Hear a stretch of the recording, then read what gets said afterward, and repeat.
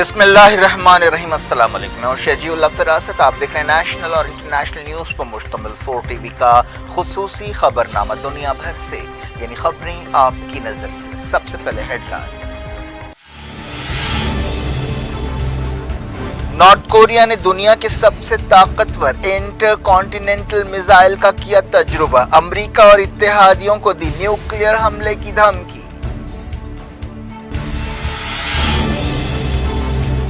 Russia کے حملوں سے یوکرین کا آدھا انرجی سسٹم ٹوٹ گیا، پاور کمپنی نے شہریوں سے کہا بوجھ کم کرنے کے لیے باہر چلے جائیں۔ سیریا میں اسرائیل کے تازہ حملے، 4 سپاہی ہلاک، حساکا میں امریکی قافلے کو پیچھے دھکیل دیا گیا۔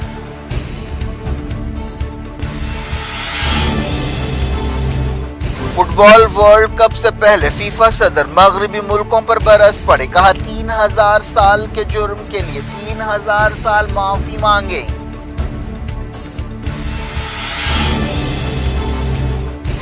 دنیا بھر کی نظریں فیفا ورلڈ کپ پر ٹک گئیں۔ اتوار کو قطر اور ایکواڈور کے درمیان پہلا میچ کھیلا جائے گا، ارجنٹائن کے میسی توجہ کا مرکز۔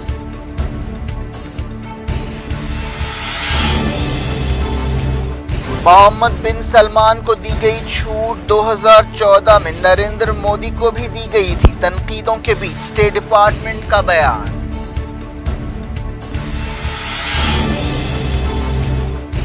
دہشت گردی کو شکست دینے کے لیے انٹرنیشنل کمیونٹی کندھے سے کندھا ملا کر کام کرے، عالمی کانفرنس سے امت شاہ کا خطاب۔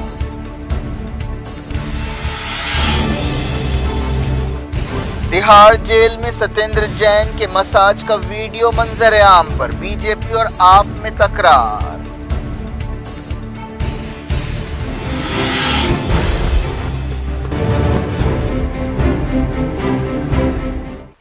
ہیڈ لائنز آپ نے دیکھی، اب خبروں کی تفصیل کی طرف آپ کو لیے چلتے ہیں۔ سیریا میں اسرائیل کے تازہ حملے میں 4 سپاہی ہلاک ہوئے ہیں۔ سانا نیوز ایجنسی نے فوجی عہدیداروں کے حوالے سے بتایا کہ صبح تقریباً 6:30 بجے اسرائیلی فوج نے بانیاس ٹاؤن کی طرف سے سمندر کے ذریعے حملہ کیا۔ سانا نے فوجی عہدیداروں کے حوالے سے بتایا کہ سیرین ایئر ڈیفنس نے کئی میزائلوں کو مار گرایا۔ ان حملوں کے نتیجے میں 4 سپاہی ہلاک ہوئے اور ایک فوجی زخمی ہوا، کچھ سامان کو بھی نقصان پہنچا۔ 13 نومبر کو بھی ایسے ہی ایک حملے میں 2 سیرین سپاہی ہلاک اور 3 زخمی ہوئے تھے۔ اسرائیل وقفے سے ایسے حملے کر رہا ہے۔ یہ خبر ایک ایسے وقت سامنے آئی ہے جب حال ہی میں عمان کے سمندر کے قریب ایک حملے میں اسرائیلی آئل ٹینکر کو نشانہ بنایا گیا تھا۔ سیریا کی فوج نے حساکا صوبے میں امریکی فوج کے قافلے کو پیچھے ہٹنے پر مجبور کر دیا۔ سانا نیوز ایجنسی نے بتایا کہ 5 فوجی گاڑیوں کے اس قافلے کو ایک چیک پوائنٹ پر روکا گیا اور واپس بھیج دیا گیا۔ فیفا کے صدر گیانی انفینٹینو نے مغربی ملکوں پر قطر کے انسانی حقوق ریکارڈ کے بارے میں رپورٹنگ کے لیے دوغلے پن کا الزام لگایا۔ فیفا ورلڈ کپ شروع ہونے سے ایک دن پہلے ایک نیوز کانفرنس سے خطاب کرتے ہوئے فیفا چیف نے قطر اور ٹورنامنٹ کا بچاؤ کیا۔ انہوں نے تقریباً 1 گھنٹے تک میڈیا سے بات چیت کی۔ قطر میں مائیگرنٹ ورکرز کی موتوں اور دوسرے معاملات پر، خاص طور پر LGBT کمیونٹی کے ساتھ سلوک پر واویلا مچایا جا رہا ہے، جس کی وجہ سے فٹ بال ورلڈ کپ بھی پھیکا پڑ رہا ہے۔ سوئٹزرلینڈ میں پیدا ہونے والے انفینٹینو نے کہا کہ یورپی ملکوں کو قطر میں مائیگرنٹ ورکرز کا مسئلہ اٹھانے کے بجائے خود اپنی تاریخ میں کیے گئے جرائم کے لیے معافی مانگنی چاہیے۔ انہوں نے کہا کہ آج میرے جذبات بہت سخت ہیں، آج میں اپنے آپ کو قطری محسوس کر رہا ہوں، عرب محسوس کر رہا ہوں، افریقن محسوس کر رہا ہوں، معذور محسوس کر رہا ہوں، مائیگرنٹ ورکر اور گے محسوس کر رہا ہوں۔ فیفا ورلڈ کپ اتوار کو شروع ہونے والا ہے۔ فیفا ورلڈ کپ کا پہلا میچ میزبان قطر اور ایکواڈور کے درمیان کھیلا جائے گا۔ فروری 2021 میں برطانیہ کے اخبار گارڈین نے کہا تھا کہ انڈیا، پاکستان، نیپال، بنگلہ دیش اور سری لنکا سے تعلق رکھنے والے 6500 مائیگرنٹ ورکرز کی قطر میں ورلڈ کپ کی تیاریوں کے دوران موت ہوئی۔ یہ تعداد قطر میں ان ملکوں کے سفارت خانے کی طرف سے دیے گئے فگرز پر مبنی ہے، لیکن قطر کی حکومت کا کہنا ہے کہ یہ دعوے اور فگرز گمراہ کن ہیں، کیونکہ تمام موتیں ان لوگوں کی نہیں ہوئیں جو ورلڈ کپ سے متعلق پروجیکٹس پر کام کر رہے تھے۔ حکومت نے کہا ہے کہ حادثات میں صرف 37 29 موتیں ہوئی ہیں جو 2014 اور 2020 کے درمیان ورلڈ کپ سٹیڈیم بنانے کے دوران ہوئیں۔ ان میں سے صرف 3 موتیں کام سے متعلق تھیں، لیکن انٹرنیشنل لیبر آرگنائزیشن نے ان اندازوں کو غلط بتایا۔ فیفا چیف نے کہا کہ یورپی اور مغربی دنیا نے ہمیں کئی سبق سکھائے ہیں۔ میں ایک یورپین ہوں۔ دنیا بھر میں ہم 3000 سال سے جو کر رہے ہیں اس کے لیے ہمیں اگلے 3000 سال تک معافی مانگنی چاہیے۔ اس کے بعد ہی ہمیں اخلاقی سبق دوسروں کو دینا چاہیے۔ انہوں نے کہا کہ اگر یورپ کو واقعی ان لوگوں کی فکر ہے تو اسے چاہیے کہ وہ لیگل چینلز بنائے جیسا کہ قطر نے کیا ہے۔ انہوں نے کہا کہ مجھے قطر کے بچاؤ کی کوئی ضرورت نہیں ہے، وہ اپنا بچاؤ خود کر سکتا ہے۔ میں فٹ بال کا بچاؤ کر رہا ہوں۔ قطر تیار ہے، یہ اب تک کا سب سے بہترین ورلڈ کپ ہوگا۔ قطر نے 2010 میں فٹ بال ورلڈ کپ کی میزبانی حاصل کی تھی، تب سے مسلسل اس پر تنقیدیں کی جا رہی ہیں۔ فیفا چیف نے سوالات بھی لیے اور کہا کہ فٹ بال پر توجہ ہونی چاہیے۔ اس ورلڈ کپ میں 32 ٹیمیں حصہ لے رہی ہیں جنہیں 8 گروپوں میں بانٹا گیا ہے۔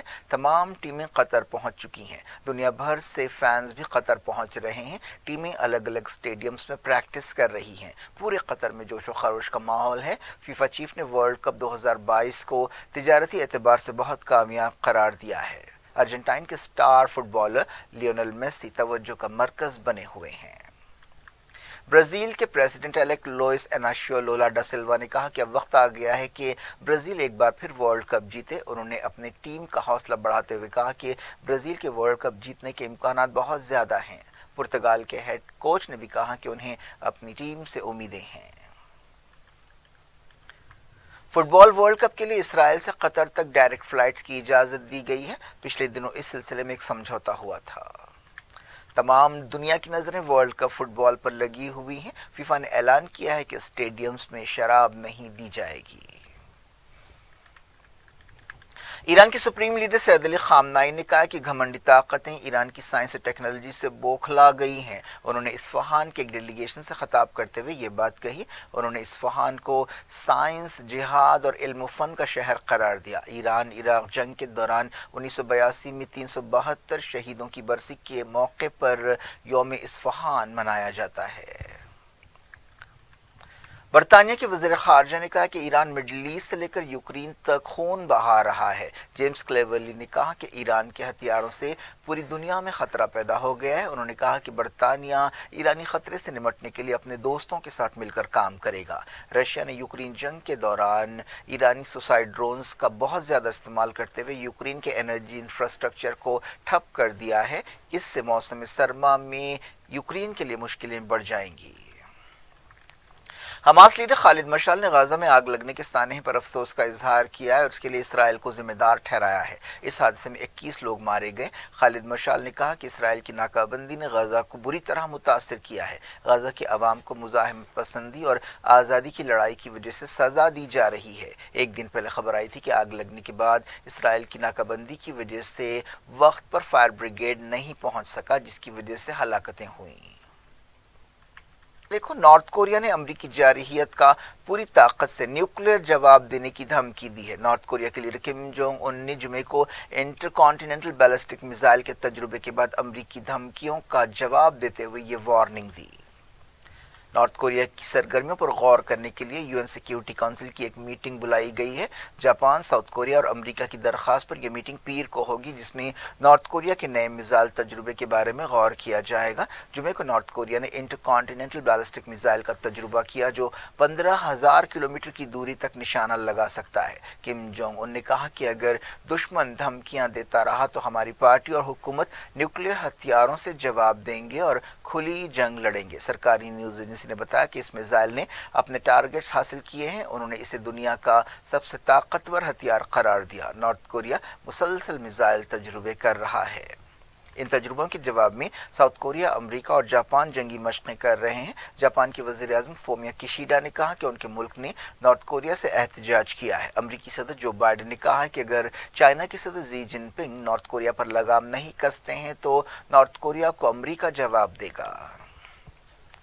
نارتھ کوریا کے لیڈر کم جونگ ان کی بیٹی پہلی بار منظر عام پر آئی ہے۔ انٹر کانٹیننٹل بیلسٹک میزائل کے موقع پر وہ اپنے والد کے ساتھ سامنے آئیں۔ وہ اپنے والد کے ہاتھوں میں ہاتھ ڈالی ہوئی تھیں۔ चाइना में 24,473 नए कोविड केस पाए गए हैं। केसों में इजाफे की वजह से बीजिंग के एक जिले को बंद कर दिया गया है। अहदेदारों ने कहा है कि दूसरे सूबों से आने वाले लोगों की लाजमी टेस्टिंग की जा रही है। यूक्रेन का आधा एनर्जी सिस्टम टूट चुका है। रशिया मुसलसल एनर्जी सिस्टम को निशाना बना रहा है। अब ऐसे अंदेशे हैं कि कीव पूरी तरह से बंद हो जाएगा। हालिया अरसे में रशिया ने ईस्ट यूक्रेन और दूसरे मकामात पर अपने हमले तेज कर दिए हैं। इस दौरान यूक्रेन की एक एनर्जी कंपनी के चीफ ने कहा है कि अगर मुल्क के पावर नेटवर्क पर तलब को कम करना है या दबाव को कम करना है तो लोगों को मुल्क छोड़कर जाने पर गौर करना चाहिए। कंपनी के चीफ ने बीबीसी से बातचीत करते हुए कहा कि अगर लोगों को मौका है तो उन्हें 3 से 4 महीनों के लिए बाहर चले जाना चाहिए। लाखों लोग बिजली के बगैर रहने पर मजबूर हैं। सर्दी का मौसम सर पर है और टेम्परेचर घटता जा रहा है। कई घंटे ब्लैक आउट हो रहा है। हाल ही में क्रेमलिन ने कहा था कि रशिया से बातचीत से इनकार के नतीजे में एनर्जी सेक्टर को निशाना बनाया गया है। कई मगरबी लीडर्स ने कहा है कि सिविल इंफ्रास्ट्रक्चर को निशाना बनाना जंगी जुर्म है। वज़ीर दाखिला अमित शाह ने कहा है कि दहशतगर्दी को शिकस्त देने के लिए इंटरनेशनल कम्युनिटी को कंधे से कंधा मिलाकर काम करना चाहिए। दहशतगर्दी की फाइनेंसिंग के बारे में आलमी कॉन्फ्रेंस से खिताब करते हुए उन्होंने कहा कि बाज़ मुल्क और उनकी एजेंसियों ने दहशतगर्दी को सरकारी पॉलिसी बना दिया है। उन्होंने कहा कि दहशतगर्दी के इन अड्डों में यह ज़रूरी है कि सरगर्मियों को रोका जाए और मौशी क्रैकडाउन किया जाए। तमाम मुल्कों को अपने मफादात से ऊपर उठना चाहिए। उन्होंने कहा कि बाज़ मुल्क मुसलसल दहशतगर्दी की मदद करते हैं। उन्होंने इंटेलिजेंस शेयरिंग में शफाफियत की ज़रूरत पर जोर दिया ताकि दहशतगर्दी के ख़तरे को हराया जा सके जिसकी वजह से जिसकी कोई सरहद नहीं होती। ये कॉन्फ्रेंस दिल्ली में हुई जो 2 दिन तक जारी रही, जिसमें दुनिया भर से 450 डेलीगेट्स ने हिस्सा लिया। एक दिन पहले वज़ीर-ए-आज़म नरेंद्र मोदी ने इस कॉन्फ्रेंस का इफ्तिताह किया था। इस कॉन्फ्रेंस के मौके पर दहशतगर्दी की फंडिंग रोकने से मुताल्लिक़ आलमी इदारे FATF के चीफ ने अमित शाह से मुलाकात की।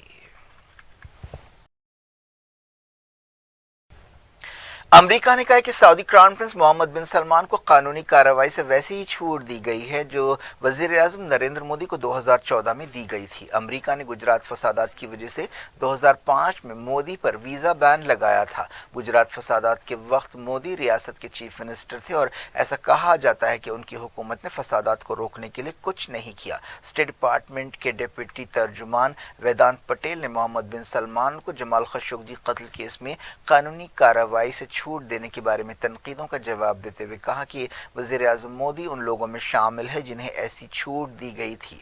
उन्होंने कहा कि अमेरिका ने ऐसा पहली बार नहीं किया है, ये एक पुराना तरीका है। पहले भी कई हुकूमतों के सरबराहान को छूट दी गई है। बाज़ मिसालें 1993 में हेटी के सदर, 2001 में जिम्बाब्वे के सदर, 2014 में इंडिया के प्राइम मिनिस्टर और 2018 में कॉन्गो के सदर हैं। इंडिया ने स्टेट डिपार्टमेंट के ताज़ा बयान पर कोई तबसरा नहीं किया है। दिल्ली की तिहाड़ जेल में दिल्ली के वजीर सत्येंद्र जैन के पैर की मालिश का वीडियो सामने आया है। इस वीडियो में देखा जा सकता है कि तिहाड़ जेल के सेल में सत्येंद्र जैन एक बेड पर लेटे हुए हैं और मसाज करा रहे हैं। 58 साल सत्येंद्र जैन को मनी लॉन्ड्रिंग केस में गिरफ्तार किया गया है। वीडियो में देखा जा सकता है कि सत्येंद्र जैन बेड पर लेटे हुए कुछ कागजात पढ़ रहे हैं और टी-शर्ट पहना हुआ एक शख्स उनका मसाज कर रहा है। इस वीडियो पर अपोजिशन ने आम आदमी पार्टी पर तनकीद की है। बीजेपी और आम आदमी पार्टी के दरमियान तकरार हुई है। Deputy chief minister Manish Sisodia ने कहा कि डॉक्टर्स ने सत्येंद्र जैन को फिजियोथेरेपी का मशवरा दिया है। क्या कुछ हो रहा है आपकी दुनिया में, आखिर में हेडलाइंस दुनिया भर से एक बार फिर देखते हैं। नॉर्थ कोरिया ने दुनिया के सबसे ताकतवर इंटरकॉन्टिनेंटल मिसाइल का किया तजुर्बा। अमेरिका और इत्तेहादियों को दी न्यूक्लियर हमले की धमकी। रशिया के हमलों से यूक्रेन का आधा एनर्जी सिस्टम टूट गया। पावर कंपनी ने शहरियों से कहा बोझ कम करने के लिए बाहर चले जाएं। सीरिया में इसराइल के ताज़ा हमले, 4 सिपाही हलाक। हसाका में अमरीकी काफिले को पीछे धकेल दिया गया।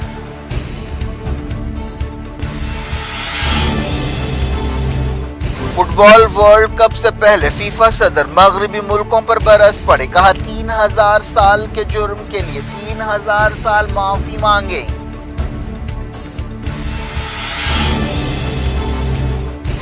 دنیا بھر کی نظریں فیفا ورلڈ کپ پر ٹک گئیں۔ اتوار کو قطر اور ایکواڈور کے درمیان پہلا میچ کھیلا جائے گا۔ ارجنٹائن کے میسی توجہ کا مرکز۔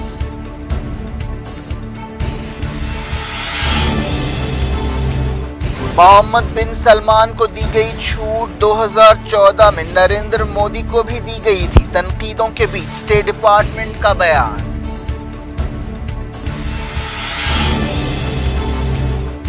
دہشت گردی کو شکست دینے کے لیے انٹرنیشنل کمیونٹی کندھے سے کندھا ملا کر کام کرے۔ عالمی کانفرنس سے امت شاہ کا خطاب۔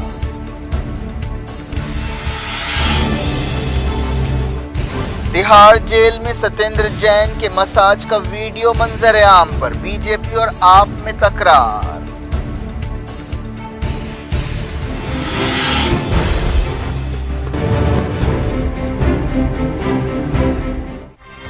یہ تھی آج کی خبریں۔ ہم شجیع اللہ فراست کو دیں اجازت اور اپنا بے حد خیال رکھیں۔ اللہ حافظ۔